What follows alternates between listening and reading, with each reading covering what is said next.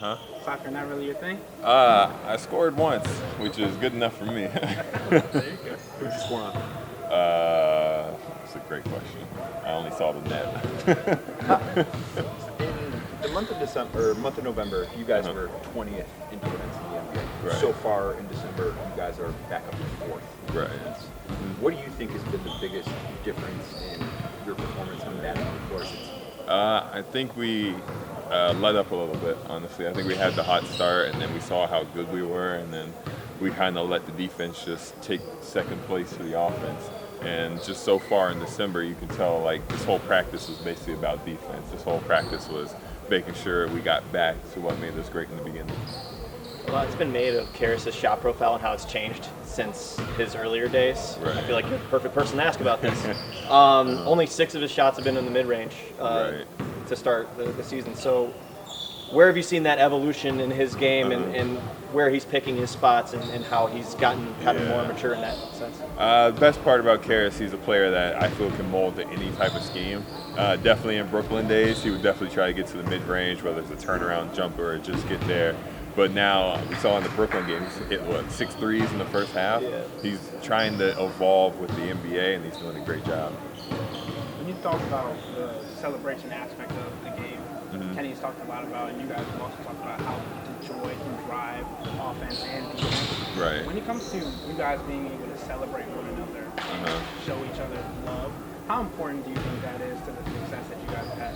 I think that's a big part of the success. I know, like, you guys can see it. We're having fun in every single thing we do. I mean, we played soccer, we played dodgeball here, and it makes things easier to be able to fight for each other when you're having fun. If people were miserable, people didn't want to come to practice, we wouldn't lock in or, really care so much about helping the person next to us. But we're here, we're happy to be next to each other, and we're happy to compete for everybody. What did it mean for you and Karras, and obviously the old team, but you and Karras specifically being a part of Kenny's reign over there in Brooklyn, to go back over there and get a win in the fashion that you guys did? It's great to show everybody how much we evolved and how much we just stepped our game up. We were in Brooklyn, all 3 of us were learning how to be in this league, how Kenny, a head coach, Karras and I, how to become better players. And we both went back and had great games and blew them out. That's just a testament to how far we've come. You guys played soccer today. Dodgeball before, pickleball I believe has been part of the Yeah.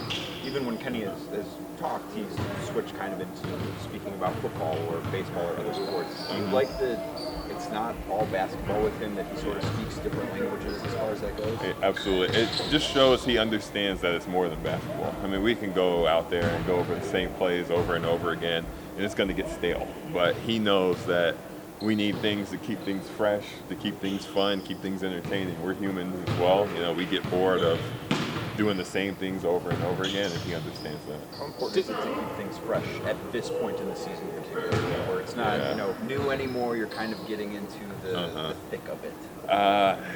It's important now, and it's going to be even more important later. I know we're finally starting to get into, like you said, the thick of it, and I just feel once we hit that 40-game mark, we're going to start feeling it more. But now is a great time to just show that it won't be stale the whole season. What are your thoughts on the revised NBA All-Star Game and playoff or All-Star Weekend? For the what? The All-Star Weekend, bracket format and everything. Yeah, I mean, it's a new format. Viewership probably been down. It's okay to try something new. But we had the in-season tournament.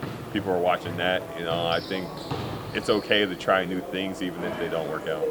Go back to Kenny for.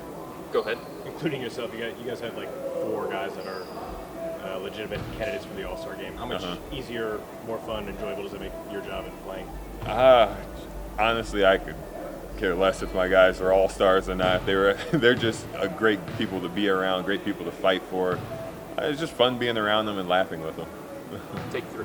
Going back to Kenny for a second, the stuff that he is doing behind the scenes with the football, with the pickleball. Right. Obviously, pickleball wasn't around at this time, but did he do this stuff in Brooklyn?